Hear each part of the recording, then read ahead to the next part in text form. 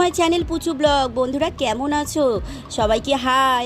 দেখো সবাই হাই করছে, দেখেছো? আমিও হাই বলে দিলাম। দেখো আমার ভাইয়ের বাড়িতে চলে এসেছি। সন্ধেবেলা এসে দেখি সবাই মিলে কি করছে, ঘরের ভেতরে কি করছে জিজ্ঞাসা করতে বলছে আমরা একটা গিফট প্যাক করছি। একটা বন্ধুর অ্যানিভার্সারি আছে, সেই জন্য আমার ভাই গিফট প্যাক করে দিচ্ছে। দেখেছো সব দিকে ওস্তাদ, ড্রয়িং পারে, কি সুন্দর নাচ পারে, তার মধ্যেই রয়েছে। আর একটা বড় প্রোগ্রাম আসছে, কিন্তু তোমরা দেখতে থেকো আমার ভাইয়ের চ্যানেলে। ডান্সে দেখবে যে ও অনেক ভালো একটা প্রোগ্রামের জন্য প্র্যাকটিস করছে। আর হ্যাঁ, তোমরা তো কেউ জানালেই না গো বন্ধুরা যে আমার ব্লগগুলো, বড় ব্লগগুলো কেমন লাগছে। এটা আমার 3 নম্বর ব্লগ। কেমন লাগছে না বললে আমি কী করে বুঝবো তোমরা? আর পূজা বিশ্বাস, পূজাদি তুমি তো জানাবে আমাকে। তোমার কমেন্টগুলো সত্যিই আমার ভীষণ ভালো লাগে, আমার মন ছুঁয়ে যায়। আরও সবার কমেন্টগুলো সত্যিই আমার ভীষণ ভালো লাগে, কিন্তু পূজাদি তোমাকে স্পেশালি বলছি, তোমার কমেন্টগুলো আমার মন ছুঁয়ে যায়।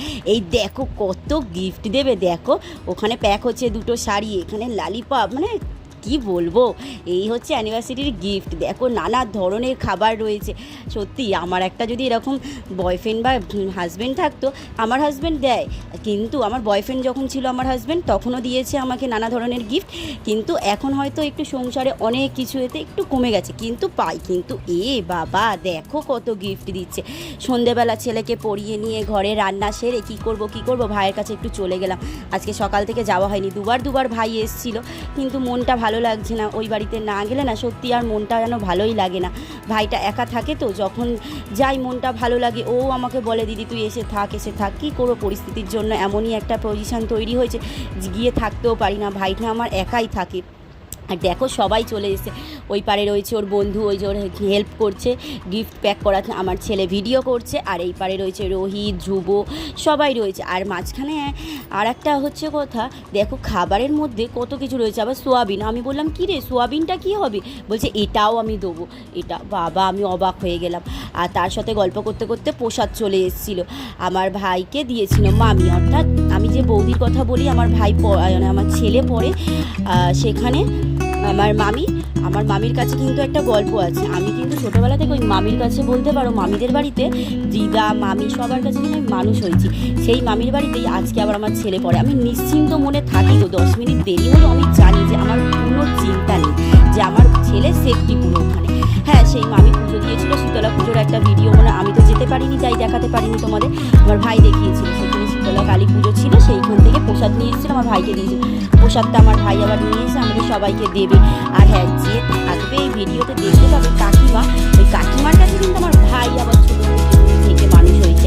সকাল হতো ওই কাকিমা নিয়ে চলে যেত কোলে করে আমার ভাইকে। এইভাবেই সত্যি আমাদের কপালটা, সত্যি ছোটোবেলায় ভাগ্যটা হয়তো ভালোই ছিল, বড় হয়ে কপালটা পুড়েছে। মা বাবা হারা 2 ভাই বোন, এমন একটা কপাল হয়ে গেছে। এই দেখো চিপস নিয়ে খাচ্ছে, কিন্তু এই চিপস খাবারটা তোমাকে দেখাতে পারি না, সরি। সবাইকে একটা করে দিচ্ছি। কি সুন্দর প্যাক করেছিল আমার ভাই, দারুণ। এই ওল্ড কিচেনের মতন, কিন্তু আমি বললাম দারুণ, কি সুন্দর। এই যে কাকিমা এসছে, কাকিমাকে বাইরে দিয়ে আওয়াজ দিচ্ছিল, কিরে কী করছিস তোরা? আমার ভাই বলল না তুমি বাড়িতে আসো, এসে একবার বসো। এই যে প্রসাদটা নিয়ে চলে এসছে, এই যে খাচ্ছি। আমি বললাম খাও এক্ষুনি খাও, এখানে দাঁড়িয়েই খাবে বলে। কাকিমার কিন্তু একটা দুষ্টু মিষ্টি একটা কিন্তু ছোটো নাতি আছে, সেটার সঙ্গেও তোমাদের পরে পরিচয় করে দেবো। এই যে আমি তখন খাইনি, এই যে এখন আমি খাচ্ছি, নমস্কার করে খেয়ে পেলাম। আর আমার ছেলে দুষ্টুমি করেছে, সেই জন্য ওকেও বকছি তার সাথে, যে প্রসাদ খেয়ে তুই এই তো খাবারটা কেন এর মধ্যে রেখেছিস? এই যে দেখেছো, হাত তুলে বলে দিল আমি করেছি দুষ্টুমি। আর আজকের একটু গরম পড়েছিল, তাই আমি জল ঢালা ভাত করেছিলাম, আর তার সঙ্গে একটু চপ নিয়ে এসেছিলাম, আর আলু সেদ্ধ, আলু ভাজা করেছি। আলুর চপটা নিয়ে এসেছি, ভাবলাম বাড়ি যাবো ভাই কিনে একটা নিয়ে যাবো। একটা কিছু না দিলে মনে হতো সত্যি মা বাবা থাকলেও মনে হতো ভাইটা কিছু পাঠাই যেত। আর এখন তো কেউ নেই, আমি ছাড়া কে ওকে দেবে? আমি না দিলে কেউ ওকে নেই। হ্যাঁ, পাশের বাড়ি অনেকেই ওকে ভালোবাসে, দিদিদের বাড়িতে, মামিদের বাড়িতে, আমার পাশের বাড়িতে জেঠিমা আছে, মানে রোহিতের ঠাকুমা, ওরা সবাই ভালোবাসে।